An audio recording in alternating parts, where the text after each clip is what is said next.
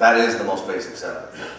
That's it. I mean, for blues tone, most blues, blues guys in general are not effects heavy players. They're just not effects heavy players. So if you have an overdrive pedal, that's probably the #1 thing that is going to go from what you're hearing now to what you'd like to hear. On top of that, some guys are into some Jimi Hendrix, of course, Stevie Ray Vaughan, the wah pedal. That's a big thing.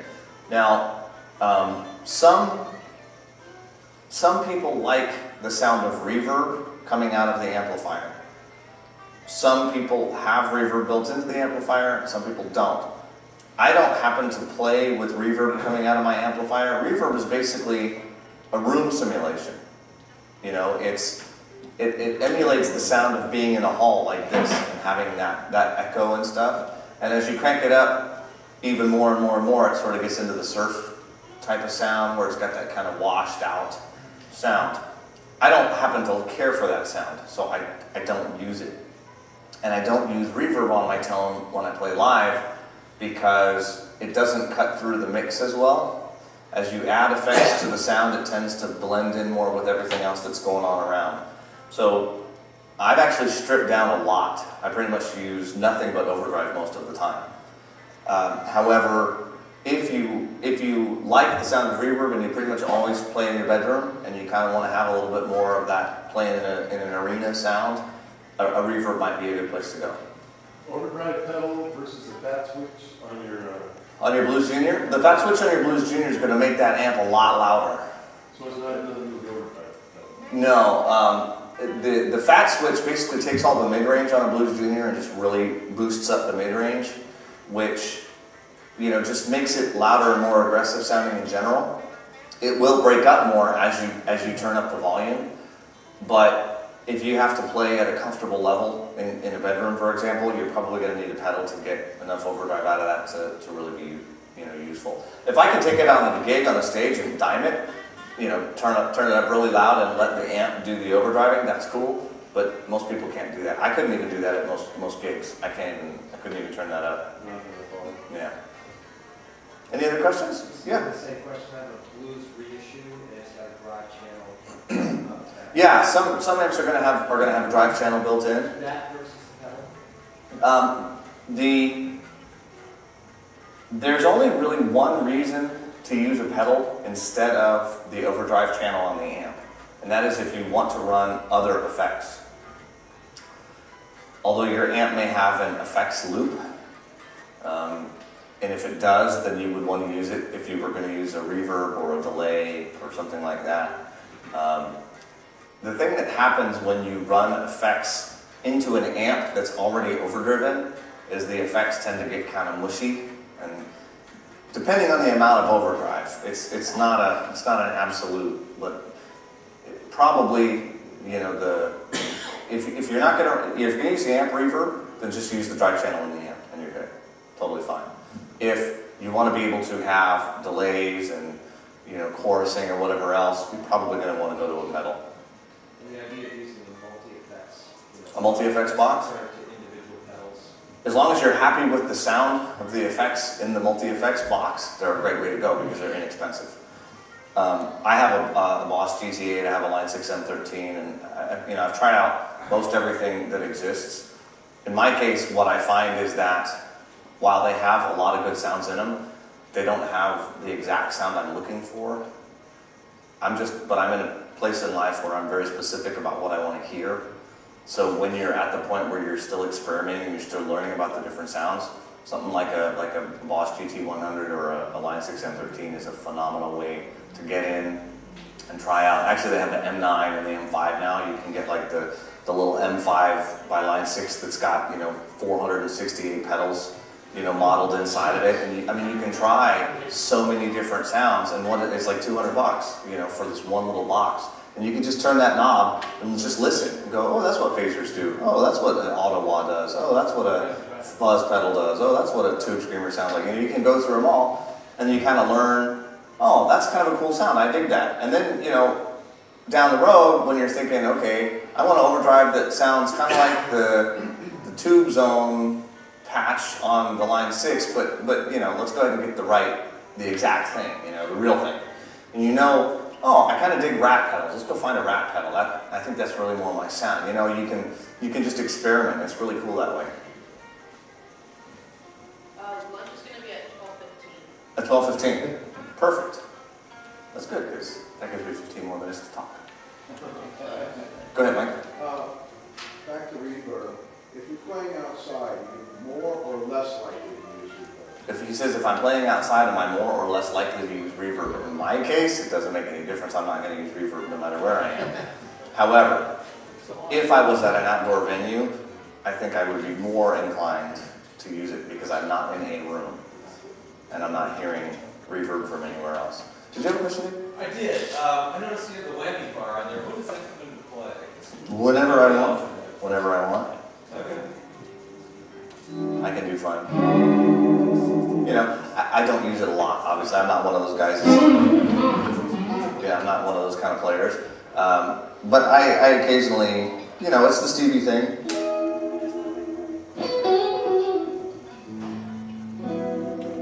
Just to get a little bit of, you know.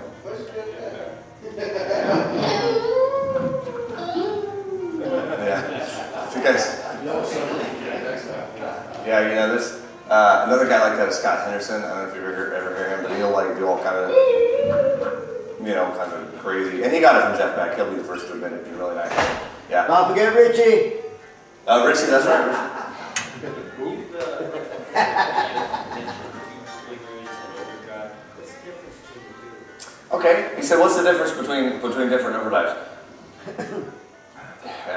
There's a video that I have on YouTube where I went through about 12 of them. Have you seen that? Yeah. Okay. I'm going to point you to that first, but I'll give you the Reader's Digest version is this. You'll hear overdrives as TS style, tube screamer style, or not. That's basically it. It's like amps. Amps are either Fender Camp or Marshall Camp.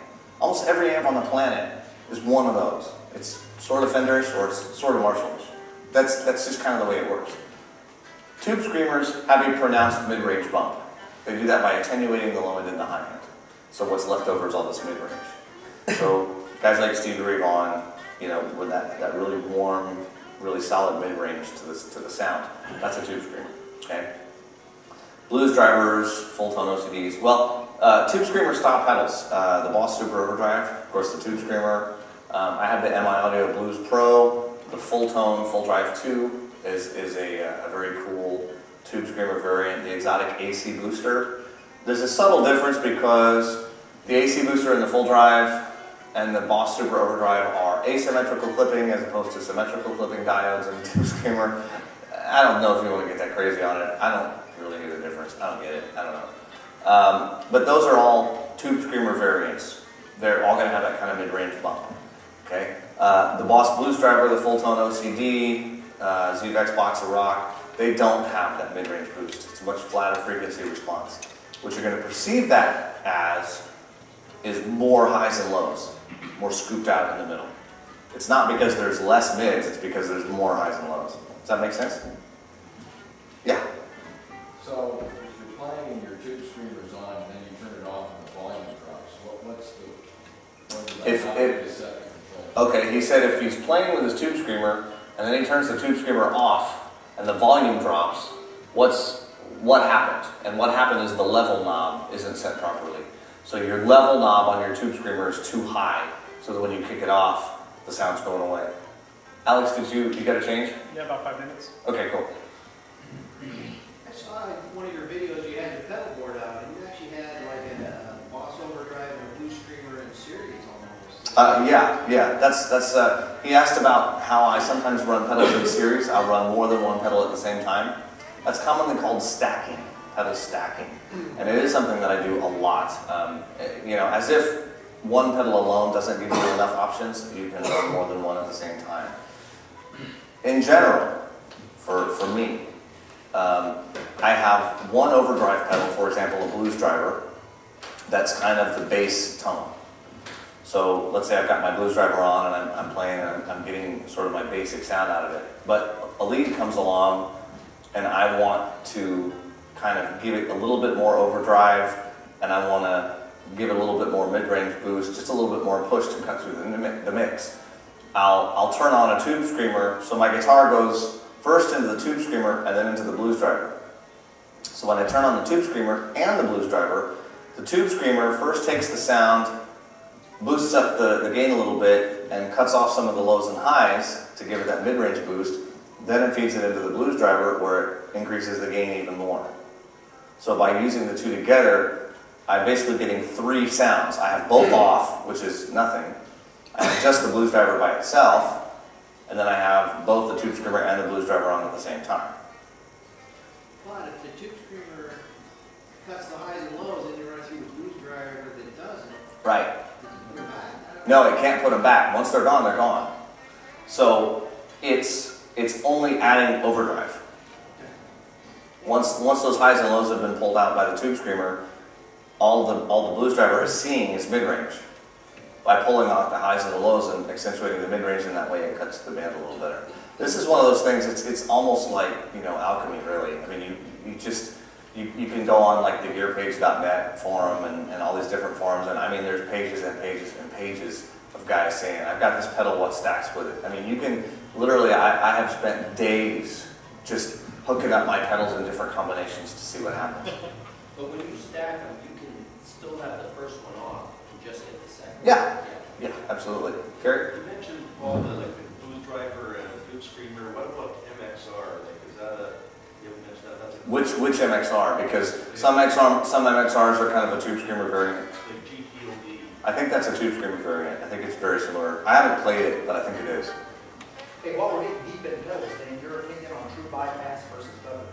True bypass versus buffer. Do you guys know what true bypass versus buffer means? Okay. Basically, it's what happens to the sound when the pedal is turned off.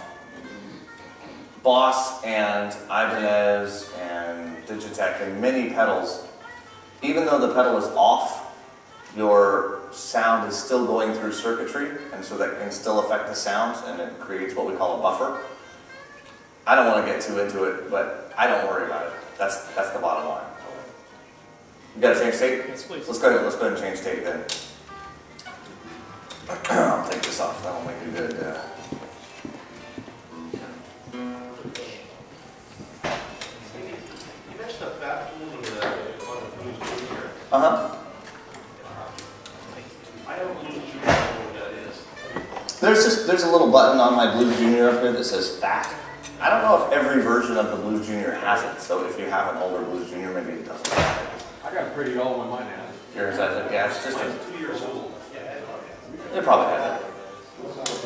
Little square button. Right near the. That's just like a volume with that It does happen to boost the volume. That's not its purpose, but it just kind of works out that way. What's with the gain? How's the gain work? Oh, okay. The difference between gain versus volume is basically what he's asking. Some amps have like a gain knob and a volume knob. Some PVs, old PVs, it would be called pre-gain and post-gain. If you've ever seen old PVs, or sometimes I think my old PV Classic 30 was just pre and post. It was labeled, or like on the NACE, there's one labeled gain and one labeled master. Gain is always the amount of potential overdrive. It's the amount of input volume. So it's the amount of the guitar getting into the amp as a whole. So it's basically the volume at the front end, I'll say. If you think of the circuit of an amp, the sound comes from the input jack and then goes through the knobs and then gets to the output transformer and then gets to the speaker.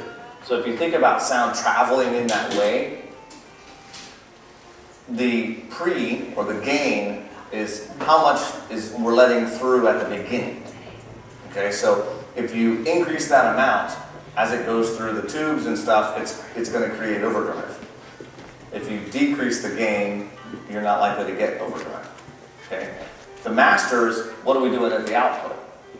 So you can, for example, crank up the gain at the beginning and get lots of overdrive, but then at the end, turn down the master and it won't be so loud. Does that make sense? Okay. Is this room big enough that you can turn your blues driver all the way up to 10, or is this room? Oh, my Blues Junior? Yeah. Is this even too small for that? I would not play a gig here with that cranked up, no. This room is not. Auditorium. I would have to be outside probably. I mean, Kelly gigs with these amps all the time too. I don't see him at the moment, but he actually has a couple of these. And he'll, you know, like for like an outdoor festival, he'll take a pair of them. But I still don't think he runs them full out.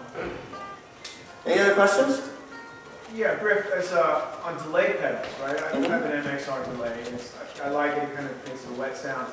But I know you've mentioned something about it's good to turn it off, like in a rhythm situation, or can you elaborate on that, or what's? Yeah, his question was about delay pedals. I tend to use delay pedals a fair amount. At least I used to. To be honest with you, about the last year or so, I really haven't been using them that much. But a delay pedal can almost act like a reverb. That's kind of how I use it. It's very subtle.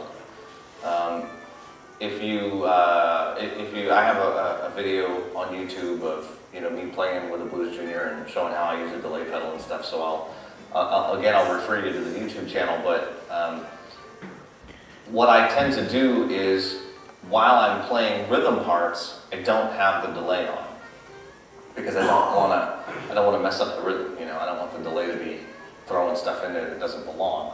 But then when I'll do a solo, I'll kick just a little bit of delay in, and it just helps the notes sing a little bit. I think it just kind of adds a little breadth to everything, and that's basically all it is. It's just very, very subtle. Any other questions? Yeah. Sorry, can we go back to that, like on the Blues Junior specific version? Uh-huh. You've got the master and the volume. And the volume's